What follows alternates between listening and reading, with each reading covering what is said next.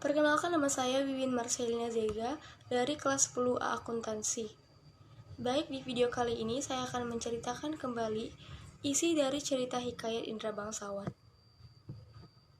Cerita hikayat Indra Bangsawan. Alkisah, pada zaman dahulu, ada sebuah kerajaan Kobat Syaril yang megah dan mewah. Raja yang memimpin kerajaan itu bernama Raja Indra Bungsu. Ia adalah seorang raja yang sangat bijaksana dan adil dalam bertindak. Rakyat di negeri Kobat Syaril hidup dengan aman, bahagia, dan sentosa, karena sang raja selalu memperhatikan mereka. Sang raja memiliki istri yang juga baik hati dan parasnya sangatlah cantik. Kecantikannya sangat termasyhur hingga ke mancanegara. Wanita itu bernama Putri Siti Kendi. Tak hanya baik hati, ia juga kerap mengatur kegiatan kemasyarakatan. Maka dari itu, ia sangat dengan rakyat.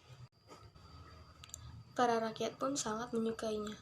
Meski telah hidup makmur dan sejahtera, kebahagiaan Raja Indra Bungsu dan istrinya belum lengkap. Pasalnya mereka tak kunjung memiliki momongan. "Wahai Adinda, sudah lama kita berumah tangga, Kanda pun merasa bahagia. Namun ada satu hal yang membuat Kanda merasa cemas. Kanda sangat ingin memiliki putra mahkota sebagai ahli waris kerajaan ini," ucap Raja Indra Bungsu. "Begitupun dengan Adinda, Kanda. Sebenarnya Adinda sangat ingin memiliki anak. Sebenarnya Dinda juga telah meminta tolong pada tabib, tapi Dinda tak kunjung mengandung." Setelah berpikir cukup lama, sang raja akhirnya memutuskan untuk bertanya pada penasihat, berdoa agar kandungan permasyuri Siti Kendi senantiasa sehat. Setelah genap 9 bulan, Siti Kendi ternyata melahirkan 2 orang anak kembar laki-laki yang sangat tampan. Raja Indra Bungsu menamai mereka Pangeran Syapari dan Pangeran Indra Bangsawan. Mereka tumbuh dengan sangat baik. Sang raja memerintahkan guru terbaik untuk mengajari mereka ilmu perang, ilmu pemerintahan, ilmu bermain senjata, dan beragam pendidikan lainnya. Karena keduanya sama-sama hebat dan tangguh, sang raja pun bingung menentukan siapa yang kelak menjadi penggantinya. Setelah berpikir lama, ia akhirnya punya solusi atas keresahan hatinya. Pada suatu malam, Raja Indra Bungsu bercerita pada kedua anak tampannya. "Anakku, semalam ayahanda bermimpi. Dalam mimpi itu, ayah sedang berkuda. Tiba-tiba ada seorang pemuda yang tampan. Ia membawa bulu perindu. Bunyi alat tiup dari bambu itu membuat hati ayah terasa tentram. Ayah sangat ingin memiliki bulu perindu itu. Tapi, ia tak memberikannya pada ayah. Ia malah berkata, kalau siapapun yang bisa menemukan bulu perindu ini, maka ialah yang akan menjadi raja," ucap Indra Bungsu. "Oleh karena itu, bisakah kalian mencarikan bulu perindu untuk ayah? Yang berhasil menemukannya akan ayah pilih sebagai pengganti ayah," lanjut sang raja. Setelah mendengar cerita sang ayah, kedua putra mahkota itu saling berpandangan. Mereka saling mendekat dan terdengar membicarakan sesuatu. Setelah berunding secara singkat, Pangeran Indra Bangsawan berkata, Baiklah ayah, kami berdua akan mencoba mencari bulu perindu itu." Setelah meminta doa restu kedua orang tua, pergilah kedua putra mahkota mencari bulu perindu. Bersama-sama mereka melewati hutan dan lembah. Apapun yang terjadi, mereka saling berpegangan tangan. Tetapi, pandangan mereka semakin kabur. Ditambah lagi angin topan yang berhembus semakin kencang. Malangnya, hal itu membuat mereka terpisah. Pangeran Syapari terhempas di dekat pohon hingga ia tak sadarkan diri, sedangkan Pangeran Indra Bangsawan terdampar di dekat sebuah gua. Setelah sadar, Pangeran Syapari kebingungan. Ia melihat semua yang ada di sekitarnya telah porak-poranda. Ia bergegas bangun dan mencari adiknya, tapi ia tak kunjung menemukannya. Ia lalu melanjutkan perjalanannya ke arah utara untuk menemukan adiknya dan bulu perindu. Setelah sekian lama berjalan, tibalah ia di suatu negeri yang sangat luas. Negeri itu sangat indah, bermacam-macam pohon dan bunga tumbuh di sana. Ia lalu melihat sebuah rumah dan memutuskan untuk mengunjunginya. Namun rumah itu tampak sepi. Pangeran Syapari lalu mengintip ke setiap sudut jendela itu. Lalu ia melihat seorang perempuan yang tampak terikat tali. Ia lalu mendobrak pintu rumah dan menyelamatkan perempuan itu. Dengan tubuhnya yang terkulai lemas, wanita itu berterima kasih pada Syapari. "Terima kasih Tuan, karena telah menyelamatkanku," ucap gadis itu. "Siapa yang tega mengikatmu dengan tali, dan siapakah namamu?" Tanya Pangeran Syapari. Wanita itu bernama Dewi Ratnasari. Ia berasal dari kerajaan Asikin.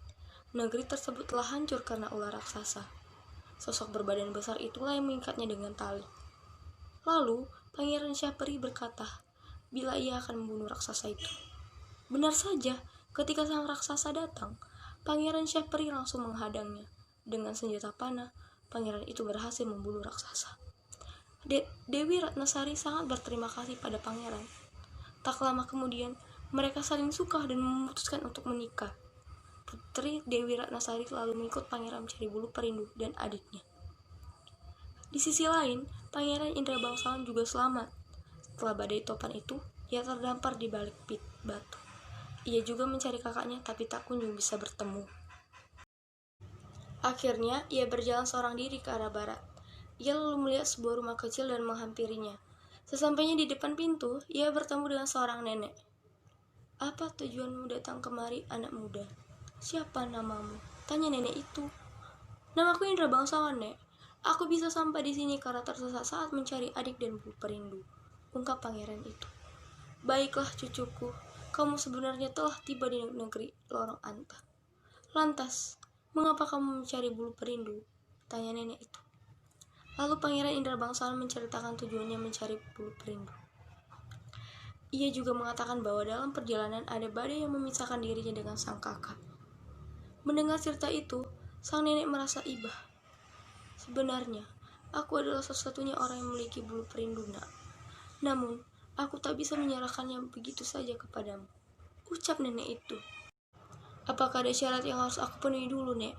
Aku sangat ingin membawa pulang bulu perindu itu, jawab sang pangeran tampan. Aku akan menyerahkannya bila kau bisa mengalahkan raksasa yang ada di negeri Antabranta ini, Nak. Jika berhasil menyelamatkan rakyat di sana, aku akan memberikan bulu perindu ini, jawab sang nenek. Sang nenek menceritakan bahwa negeri itu dipimpin oleh Raja Kabir. Karena raksasa terus mengganggu, Raja Kabir sampai membuat sayembara. Siapapun yang bisa mengalahkan raksasa, maka ia akan menjadi suami putrinya Dewi Kamalasari. Pangeran Indra Bangsawan pun menyetujui perintah sang nenek. Saat hendak berangkat ke Antabranta, sang nenek membekalinya seekor kuda yang sangat kuat. Ia lalu berpesan, Nak, kuda ini akan membantumu dalam perjalanan.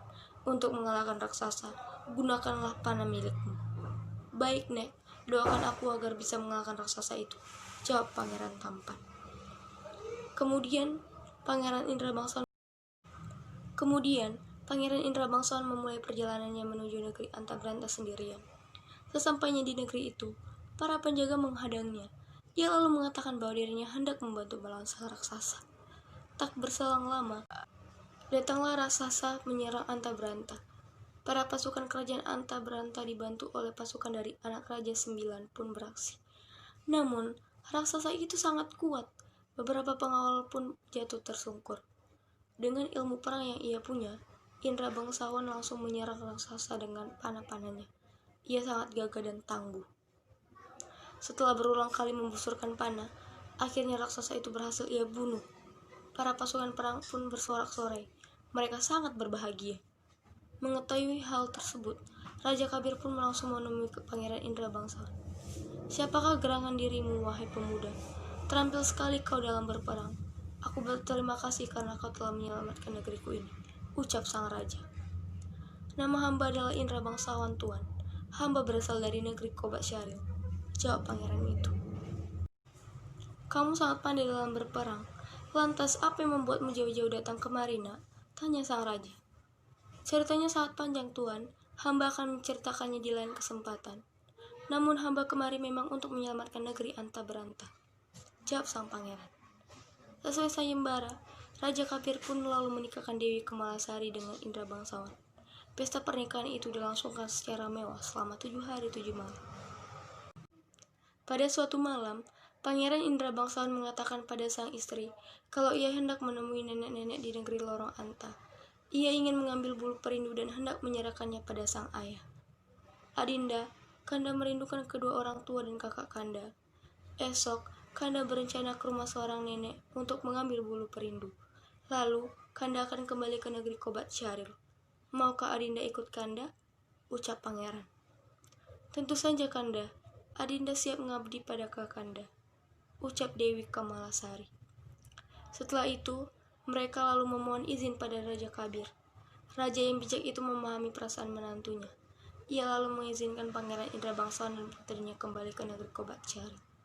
Saat hendak kembali ke negeri asal, Pangeran Indra Bangsawan dan istrinya tak sendiri. Mereka dikawal oleh banyak pasukan dari negeri Anta Beranta.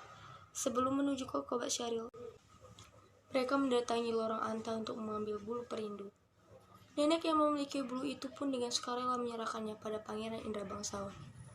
Kau telah memenuhi janjimu, nak. Sekarang bulu perindu ini akan menjadi milikmu, ucap sang nenek. Setelah mengambil bulu perindu, Indra Bangsawan, istrinya, dan para pasukan pun melanjutkan perjalanan. Setibanya di sana, para rakyat langsung menyambut pangeran dengan sukacita. Begitu pula dengan Raja Indra Bungsu dan Permaisuri Siti Kendi. Mereka sangat bahagia karena anaknya telah kembali pada saat yang bersamaan. Pangeran Syahperi dan istrinya juga kembali ke istana. Saudara kembar ini sontak langsung berpelukan. Mereka tak menyangka bisa bertemu lagi dengan istri masing-masing. Pada saat itu pula, Indra Bangsawan menyerahkan bulu perindu. Maka, Raja mengumumkan bahwa Indra Bangsawan adalah penerusnya. Mengetahui adiknya berhasil mendapatkan bulu perindu, Pangeran Syahperi merasa bangga. Demikian video dari saya. Mohon maaf jika ada kesalahan kata. Saya akhiri dengan mengucapkan terima kasih.